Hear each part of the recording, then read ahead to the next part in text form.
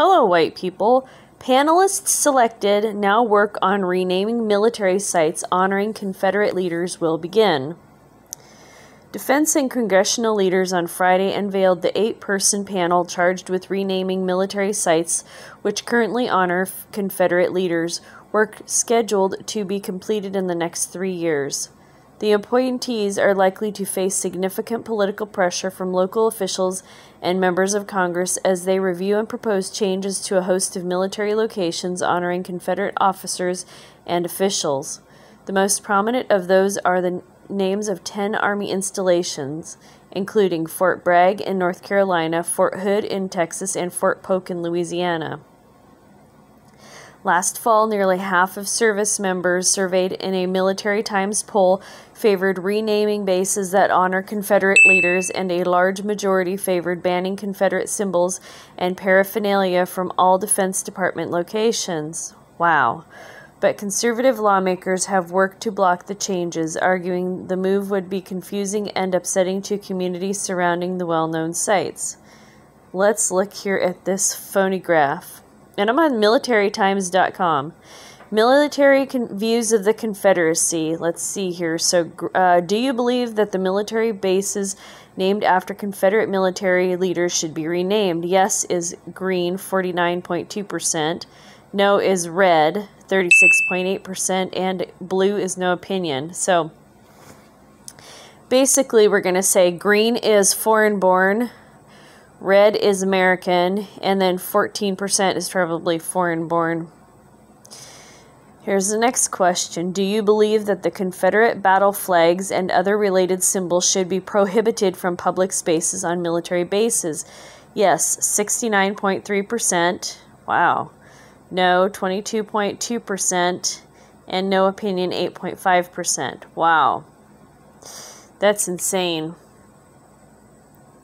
Under the rules laid out by Congress in the fiscal 2021 Defense Authorization Act, the panel will develop plans to replace the names while incorporating local sensitivities associated with the naming or renaming of assets.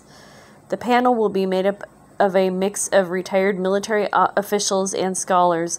In a statement, Defense Secretary Lloyd Austin said that the appointees possess unique and relevant experience in and out of government that I know will inform this important effort.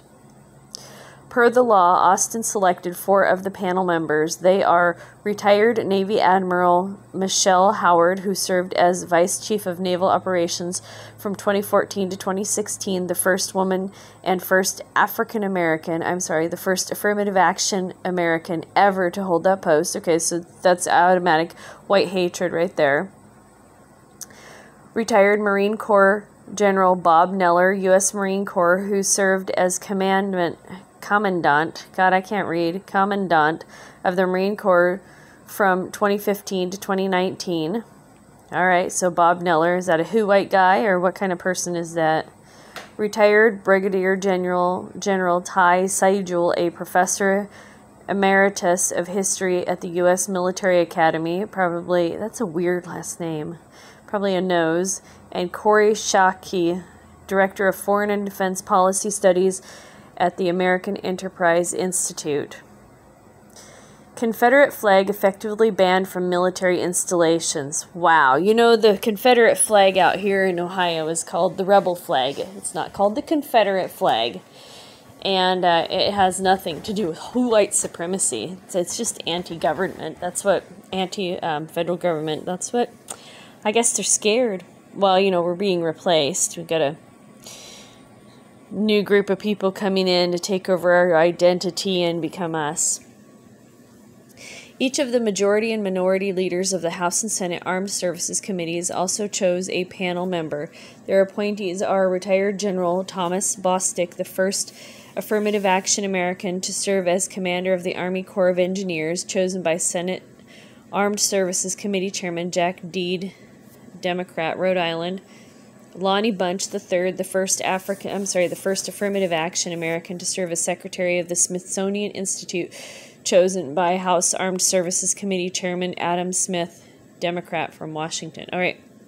So we're getting all these affirmative action people, all these these kids that were in the special needs classes, giving them positions of power because people felt sorry for them. Jerry Buchanan, Army veteran and former chairman of the Tulsa County GOP party in Oklahoma, chosen by Senate Armed Services Committee ranking member Jim Inhofe, Republican, Oklahoma, and Representative Senate Austin Scott, Republican, Georgia, whose home state includes Fort Benning and Fort Gordon, two sites currently honoring Confederate generals, chosen by House Armed Services Committee ranking member Mike Rogers, Republican, Alabama.